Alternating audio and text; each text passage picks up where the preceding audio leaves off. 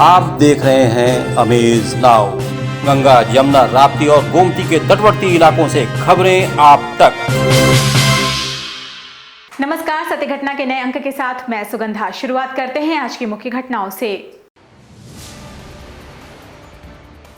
Helicopter हादसे में CDS general Vipin Rawat के निधन से शोकाकुल हुए गोरखपुर वासी। स्वर्गीय ब्रह्मदेव मिश्र पहलवान की 47वीं पुण्यतिथि के अवसर पर दंगल का हुआ आयोजन। बीजेपी प्रदेश अध्यक्ष ने कहा कि अब विक्टोरिया भवन में भी गूंजता है भारत माता की जय। गोरखपुर जनपद में विकास आयुक्त वस्त्र मंत्रालय भारत सरकार द्वारा लगाए गए स्पेशल हैंडलूम एक्सपो का हुआ समापन। गोरखपुर विश्वविद्यालय के कुलपति के खिलाफ छात्रों ने खोला मोर्चा, कहा भ्रष्टाचार मामले की जांच में हो सकते हैं बाधक। और आंगनबाड़ी कर्मचारी एवं सहायिका एसोसिएशन के बैनर तले आंगनबाड़ी वर्करों का धरना 8वें दिन भी रहा जारी। और अब सत्य घटना विस्तार। तमिलनाडु के कन्नूर में हेलीकॉप्टर हादसे में सीडीएस जनरल विपिन रावत के निधन से गोरखपुर वासियों में काफी दुख व्याप्त है। आपको बता दें कि विगत वर्ष 3 दिसंबर 2020 को जनरल रावत गोरखनाथ मंदिर आए थे। यहां महायोगी गुरु गोरखनाथ के दर्शन करने के पश्चात मुख्यमंत्री योगी आदित्यनाथ ने उन्हें पूरे मंदिर का भ्रमण भी कराया था। ये सब गोरखनाथ जी की परंपरा से जुड़ी हुई है। ये जो जागरण यहाँ नीचे हम लोग जागरण उसको बोल देते हैं, वहाँ जागर प्रथा जो है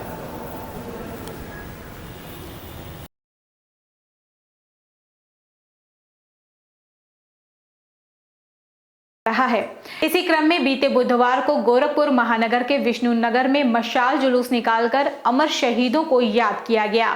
मशाल जुलूस असरन चौराहे से निकलकर विष्णु मंदिर, गीता वाटिका, जेल रोड होते हुए राप्ती कॉम्प्लेक्स पहुंचा, जहां पदाधिकारियों द्वारा मां भारती की आरती और राष्ट्रीय गीत भी गाया गया। जो जन तुझको ध्याता सुख संपद पाता। विद्युत मजदूर पंचायत गोरखपुर की क्षेत्रीय एवं मंडल कमेटी की बैठक मोहद्दीपुर जोन कार्यालय पर संपन्न हुई। बैठक में सर्वप्रथम तीनों सेनाओं के प्रमुख सीडीएस स्वर्गीय जनरल विपिन रावत और उनकी पत्नी, साथ ही साथ 11 सैनिकों की हेलीकॉप्टर क्रैश में दुखद मौत हो जाने पर मजदूर पंचायत गोरखपुर जोन के सभी सदस्यों द्वारा 2 मिनट का मौन सभा रखा गया और उन्हें संगठन की तरफ से श्रद्धांजलि देने के साथ ही इस दुर्घटना में गंभीर रूप से घायल जवान के शीघ्र स्वस्थ होने के लिए भगवान से कामना भी की गई। इसी क्रम में पूर्वोत्तर रेलवे श्रमिक संघ के कार्यकर्ताओं द्वारा भी सीडीएस विपिन रावत और उनके साथ शहीद हुए 12 अन्य सैनिकों की आत्मा की शांति के लिए एक शोक सभा का भी आयोजन करते हुए 2 मिनट का मौन रखा गया। इस श्रद्धांजलि सभा में भरत सिंह, बजरंगी दुबे, रविंद्र पांडे, भानु प्रताप और जेपी गुप्ता सहित अन्य कार्यकर्ता और पदाधिकारी उपस्थित थे। गोरखपुर जनपद के खजनी तहसील स्थित रुद्रपुर में स्वर्गीय ब्रह्मदेव मिश्र पहलवान की 47वीं पुण्यतिथि के अवसर पर दंगल का आयोजन किया गया। इस दंगल में खजनी अखाड़े के गुरु गिरिवर मिश्र और डॉक्टर उदय प्रकाश मिश्र ने पहलवानों का हाथ मिलवाकर कुश्ती का शुभारंभ किया। इस दौरान खजनी के निकेश पहलवान ने पिपरौली के पहलवान नरेंद्र को पटखनी दी। बहुत अमन अब थक गई है अमन,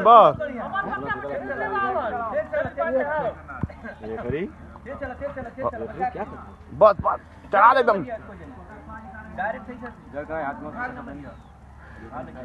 तमिलनाडु के कन्नूर में हेलीकॉप्टर हादसे में शहीद हुए सीडीएस जनरल विपिन रावत सहित अन्य की मृत्यु से आहत राष्ट्रवंदन समिति के पदाधिकारियों द्वारा गोरखपुर के सिविल लाइन स्थित एक मैरिज हॉल में उनको भावभीनी श्रद्धांजलि दी गई।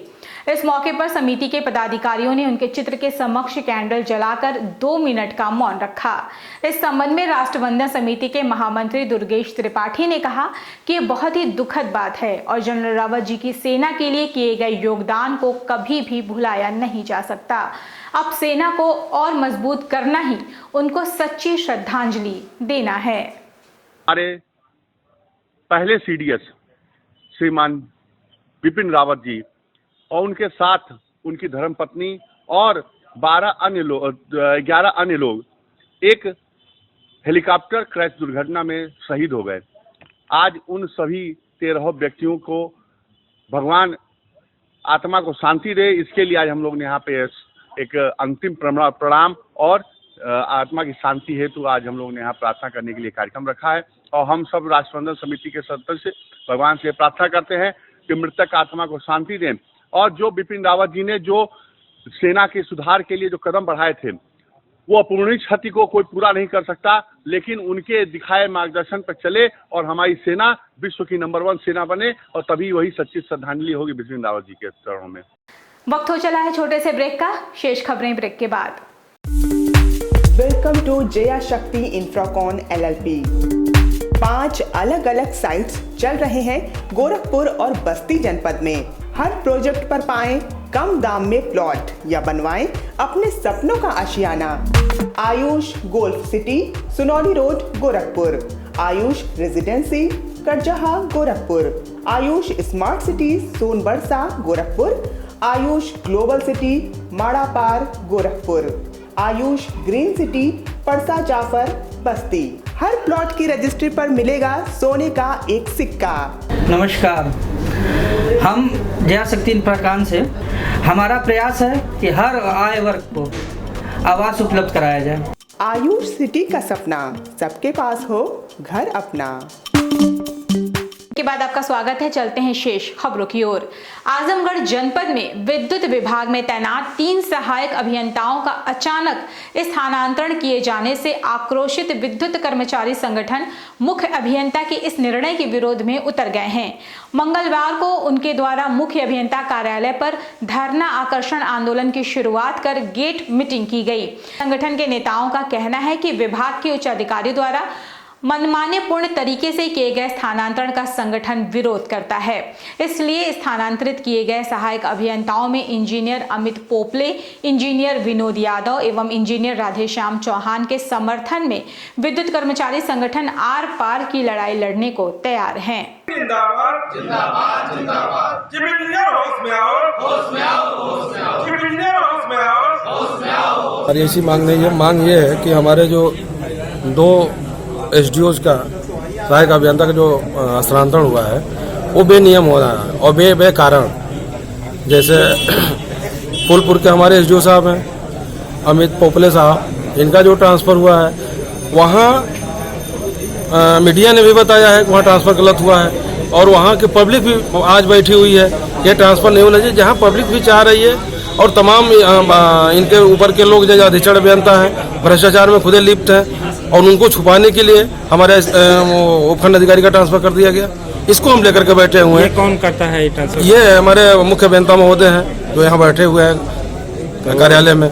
यूपी में योगी सरकार शिक्षा व्यवस्था को लेकर भले ही लाख दावे करे, लेकिन उनके मातहतों की लापरवाही की वजह से शिक्षा व्यवस्था बद से बदतर हो गई है, जिसका नजारा बलिया जनपद के 15 ब्लॉक स्थित रक्सा गांव स्थित प्राथमिक विद्यालय में देखने को मिला। जानकारी के मुताबिक रक्सा प्राथमिक विद्यालय में प्रार्थना नहीं करवाई जाती।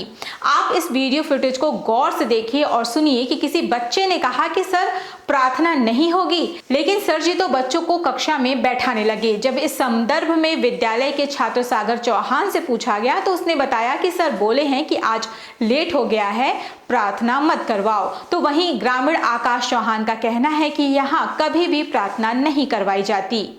प्राथमिक विद्यालय के सामने खड़े। हाँ, अभी बच्चा क्या बताया? बच्चा बताया कि लेट हो गया, आज पीरियड नहीं हुआ है, यही तो बताया। आज पीरियड नहीं हुआ है? हाँ। बच्चा कहीं झूठ तो नहीं बोल रहा है?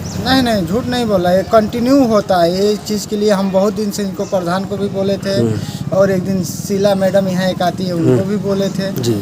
तो वो तो शीला मैडम गर्मी के दिन आएगा तो पंखा चालू कर लेगी, या नहीं तो बच्चों से पंखा हुआ के हवा लेती है। यहाँ तो बिल्कुल रक्षा में मतलब सरकारी स्कूल में बिल्कुल पढ़ाई नहीं हो रहा है, इतनी लापरवाही की मतलब क्या बताएं।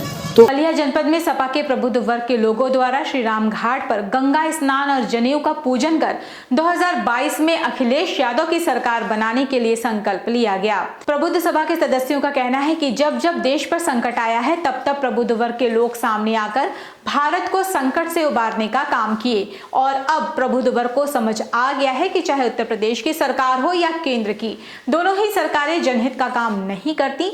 जिस घोषणा पत्र से आए थे उसे झूठा पुलिंदा समझ रखा है। है तो संकल्प लेने के बाद जो है पूरे उत्साह के साथ मजबूत हो जाता है। इसी को हम संकल्प आज लेने के लिए आए हैं। आज हम लोग जो है सबसे पहले गंगा में स्नान करेंगे, उसके बाद आचमनी करेंगे, उसके बाद से जो है हम अर्पण करेंगे और उसके बाद जो है इस सरकार की विदाई के लिए क्या करेंगे पंडित जी, तिलांजलि देने का काम करेंगे। भाजपा प्रदेश अध्यक्ष स्वतंत्र देव सिंह ने आज आजमगढ़ जिले के गोपालपुर विधानसभा क्षेत्र स्थित नारायणपुर में जनसभा को संबोधित किया। इस दौरान उन्होंने कहा कि अब न हिंदू मुसलमान से लड़ेगा और न ही मुसलमान हिंदू से लड़ेगा, बल्कि सभी मिलकर गरीबी, भ्रष्टाचार, गुंडों और माफियाओं से लड़ेंगे। एक समय था जब लोगों को वंदे मातरम और भारत माता की जय बोलने में शर्म आती थी, लेकिन आज विक्टोरिया भवन में भी भारत माता की जय गूंजता है। अध्यक्ष स्वतंत्र देव ने अपने भाषण की शुरुआत से पहले देश के पहले सीडीएस विपिन रावत को श्रद्धांजलि देने के साथ ही 2 मिनट का मौन भी रखा।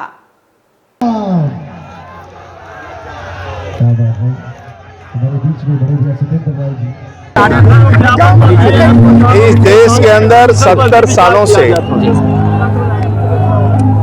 देश का अपमान होता रहा। आज दुनिया के अंदर भारत माता जय बोलने में लोग शर्म करते थे, वंदे मातरम बोलने में शर्म महसूस करते थे। वो स्वतंत्रता सेनानियों ने जो वंदे मातरम और भारत माता जय के नाम पर गले में फांसी का फंदा चूम लिया था, लोग धरती पर उतरते थे तो प्रधानमंत्री पता कहाँ खो जाता था, विश्व के धरती पर पता नहीं चलता था। आदरणीय मोदी जी अमेरिका से लेकर चाइना तक और विक्टोरिया महल में भी प्रवेश करते हैं तो 70 सालों बाद पहली बार वंदे मातरम और भारत माता का जय जयकार पूरी दुनिया की धरती पर होता है। ये हिंदुस्तान का सम्मान है भाई, हिंदुस्तान का सम्मान है। और इस देश के अंदर इन्हीं लोग जिनका आप नाम ले रहे हैं, जो ट्रस्ट चलाते हैं, सपा, बसपा, कांग्रेस, आप जो ट्रस्ट चलाते हैं, पार्टी नहीं चलाते हैं। ये लोग कहते थे राम मंदिर पर अस्पताल बना दिया जाए, आज उसी मंदिर के लिए जा रहे हैं मत्था टेकने के लिए, रात दिन लोग आ रहे हैं। ये देश का अपमान करते हैं, शंकराचार्य का अपमान करते हैं, भगवा का अपमान करते हैं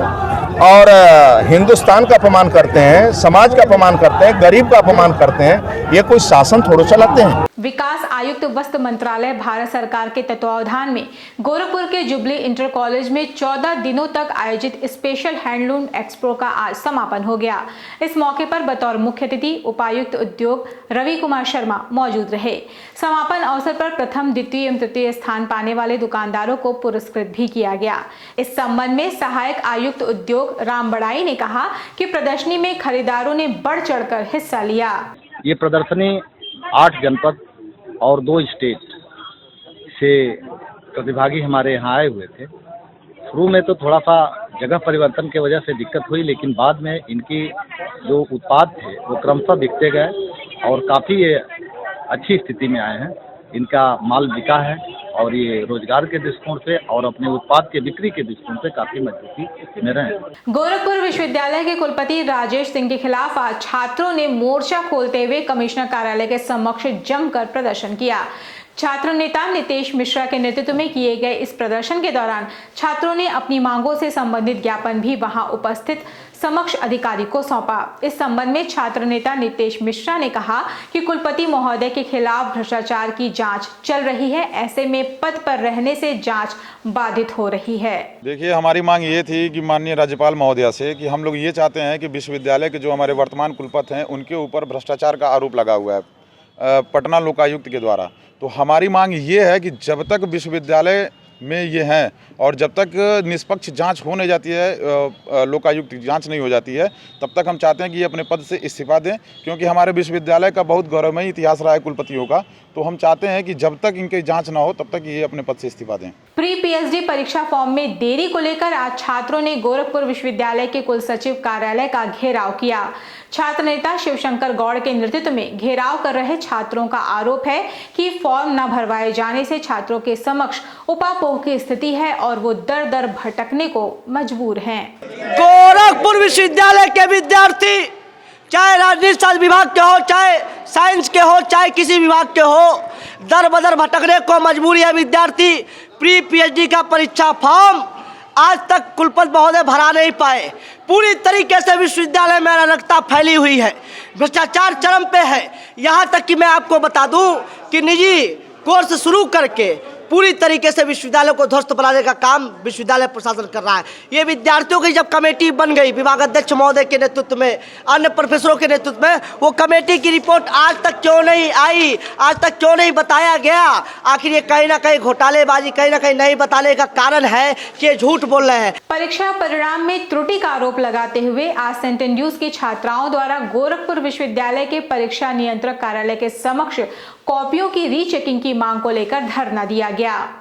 छात्राओं का आरोप है कि वे बीएड तृतीय वर्ष की छात्राएं हैं जिन्होंने अपनी परीक्षा काफी अच्छे से दी थी, लेकिन उन्हें फेल कर दिया गया।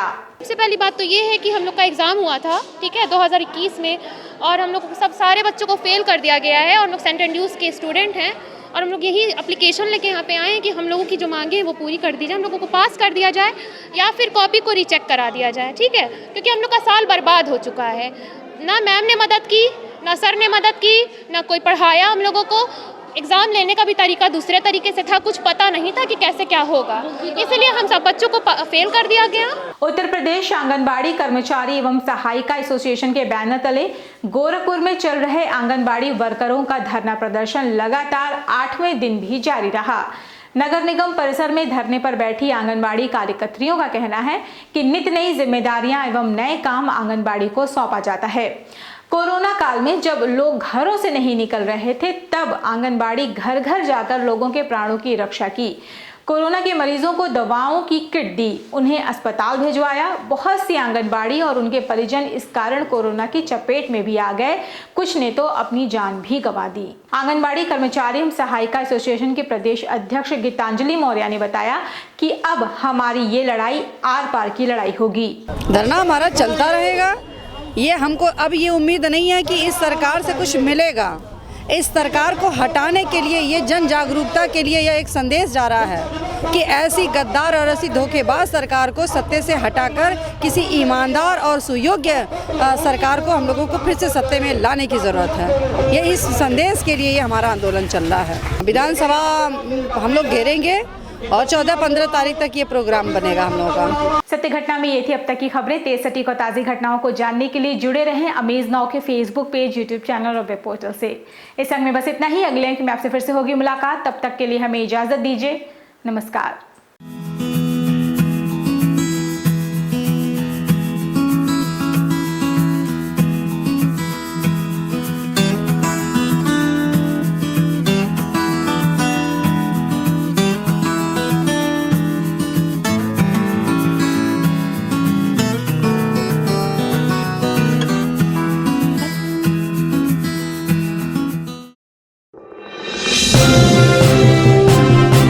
आप देख रहे हैं अमेज नाउ।